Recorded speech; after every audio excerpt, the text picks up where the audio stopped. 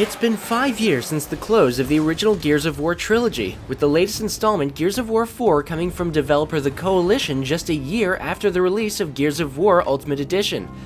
Shit.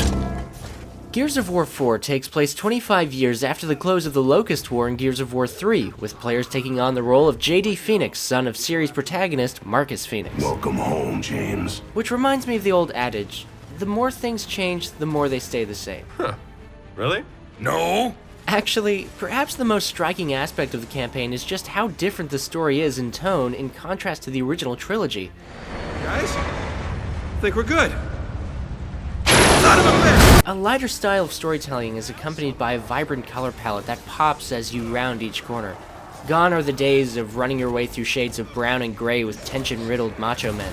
Instead, Gears of War 4 makes use of its blooming environments in order to accentuate its sense of adventure. And it seems this is where we find the first few gears in the mechanism that best allows Gears of War 4 to thrive: variety. The story's lighter tone goes hand in hand with its action-adventure theme and its younger characters, people who have had the luxury to live unjaded lives in the post-Locust world. Something that can really only end one way. Probably with your ass on fire. However, longtime fans of the franchise may find this jarring in contrast to the heavy themes of dread, loss, and desperation that so permeated previous entries. Well, that was fun! Though this is easily forgiven once one acknowledges that Gears of War 4 is its own story and is totally free to break away from that. Well, shit. While the campaign sports new knife kills alongside a few new armaments which help to spice up the cover-based combat system, it also seeks to break up the gameplay with specialized segments. Taking lessons from its predecessors, the campaign complements the primary gameplay with short vehicle and horde mode segments while optimizing the campaign for a co-op experience. Of course, some of these moments work better than others, with one of the game's clunkier moments involving a motorcycle segment where you have to dodge trees and explosions. This moment and others like it mostly trip up due to a lack of well-refined animation work that's needed to achieve the feeling of momentum and frenetic chaos that these scenes truly demand. Though while the horde mode segments and other new additions do succeed where these moments don't, they nevertheless make for a thin veil that's hiding the cover-based system's age. Of course, this is to say nothing of the new abundance of enemies inhabiting this new world. The story will pit you against the automaton infantry of the new COG, aka the Coalition of Ordered Governments, with the so-called DB units, while also seeing the main characters square off against the mysterious Swarm, who bring their own new array of enemy units. Some of them are very much stand-ins for previous Locust enemies, but monsters like Pouncers and Snatchers never fail to make players displaced with hysterical scrambling. Nothing quite causes panic like seeing a teammate get abducted by a giant four-legged beast, and yet with all these new foes, the game universe has never felt so empty. While slugging my way through level after level, I found myself wondering what happened to everything we saved last time.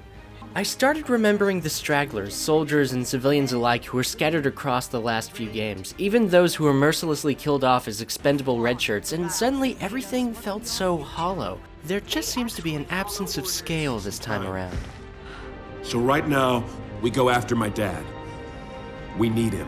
That said, I do want to see where the franchise goes from here, but I just find it strange how the story starts by showing us the civilization that was saved and the people who saved it, only to never let us interact with that world directly. Conversely, the multiplayer the franchise is so famous for is very much at the top of its game. With an ever-growing list of versus modes, every multiplayer enthusiast is guaranteed to lose track of time only to come back again and again. I have previously spoken about the impact new weapons like the drop shot have had on the multiplayer gameplay during the beta, but another new weapon, the buzzkill, also brings an interesting twist as it allows the user to play with their surroundings in fun ways that always ends with a cheeky and gory result. However, Horde mode definitely stands out as the crown jewel for the game's multiplayer categories, with the game mode having evolved alongside everything else.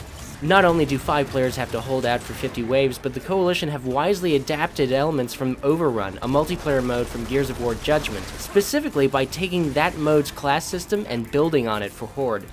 Horde now lets the player choose one of 5 classes with different abilities: Engineer, Heavy, Scout, Sniper, and Soldier. Rather than establish a command post, the squad now has the freedom of setting up their stronghold in accordance to wherever they place their Fabricator, a device that allows the player to manufacture fortifications, defenses, and weapons in exchange for power, which can be accumulated from defeated enemies.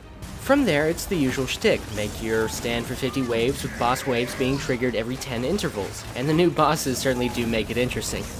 It's funny, while these gameplay features seem dated in the campaign, they shine like the beams of light glistening off the bloodied corpses of your enemies in multiplayer. Though perhaps this best serves to remind us of the potential that Gears of War as a franchise has always wielded from day one, and why we always come back to it every time. Oh, that was close. Gears of War 4, 7.5 out of 10. Fire in the hole! Okay, that's all of them.